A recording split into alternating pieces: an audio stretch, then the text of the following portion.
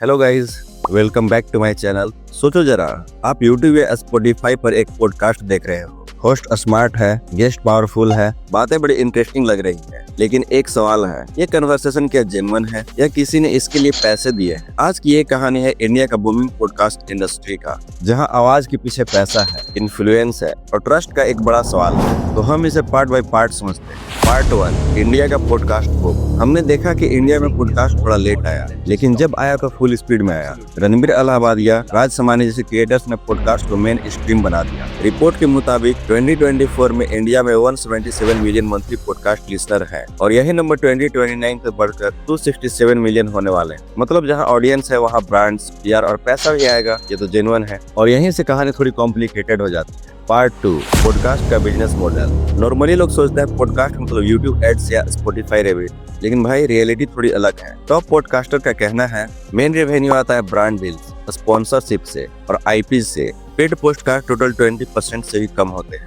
राज समानी खुद कहते हैं पेड गेस्ट यूजुअली बड़े CEOs या MNC लीडर होते हैं जो अपनी एक्सपर्टीज शेयर करना चाहते हैं और एंड यूजर के करीब आना चाहते हैं। लेकिन यहाँ एक इम्पोर्टेंट पॉइंट है, पैसे देने से एंट्री गारंटेड नहीं होती। उनके पास स्ट्रिक्ट चेक्स होते हैं, जैसे कि background verification, qualification, word credibility और सबसे इम्पोर्टेंट एडिटोरियल कंट्रोल होस्ट के पास ही रहते हैं। और उनका कहना है कि क्वेश्चन पहले शेयर नहीं किया जाता, चाहे गेस्ट पेड हो या अनपेड। पार्ट 3, लेकिन असली पैसा कहाँ है? इंडस्ट्री के अंदर लोग खुलकर बोलते हैं इंडिया में पॉडकास्ट का रियल कैश फ्लो है PR। कुछ पॉपुलर पॉडकास्ट पर 15 लाख से 30 लाख पर एपिसोड चार्ज किया जाता है। साथ में उनको मिलता है YouTube एपिसोड, Instagram रील और शॉर्ट्स क्लिप्स जो होस्ट के सोशल मीडिया पर पुश होते हैं। सो टेक्निकली ये सिर्फ इंटरव्यू नहीं, विजिबिलिटी पैकेज है। प्रॉब्लम यहाँ से स्टार्ट होती है जब पेड इंटरव्यूअर्स को ऑर्गेनिक कंटेंट की जैसे प्रेजेंट किया जाता है, यानी ऑडियंस को पता ही नहीं होता ये पेड पॉडकास्ट है या फिर जेन्युइन पॉडकास्ट। और यहीं से एक बड़ा क्राइसिस आता है, ट्रांसपेरेंसी का। पार्ट 4, ट्रांसपेरेंसी का क्राइसिस।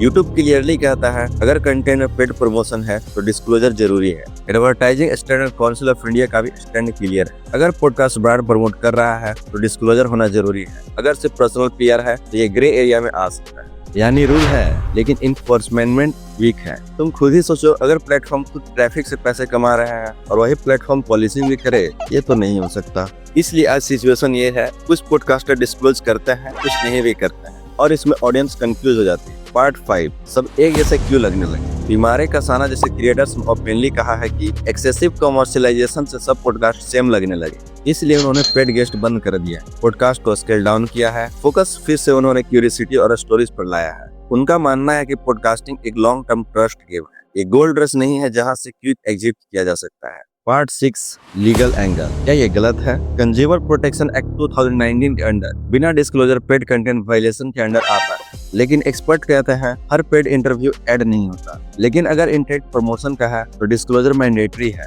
लेकिन फाइनल डिसीजन इस पे डिपेंड करता है कि एडिटोरियल इंडिपेंडेंस, मोनेटाइजेशन ट्रांसपेरेंसी और कंटेंट का पर्पस। तो फिर भाई आगे का रास्ता क्या है? इस प्रॉब्लम का सॉल्यूशन सिर्फ एक ही है, जरूरत है ऐसे पॉडकास्टर का जो ट्रांसपेरेंट बने, ऐसे प्लेटफॉर्म का जो क्लियर रूल और एनफोर्समेंट लाए और ऐसे इंडस्ट्री बॉडीज का जो कॉमन स्टैंडर्ड बनाए। तभी पॉडकास्टर का क्रेडिबिलिटी इंटैक्ट रहेगा। और यहाँ आपके लिए एक बड़ा मैसेज, हर अच्छा लुकिंग कंजर्वेशन जेन्युइन होना जरूरी नहीं। क्रिएटर को ब्लाइंडली फॉलो करने के बजाय कंटेंट को क्रिटिकली सुनना सीखिए।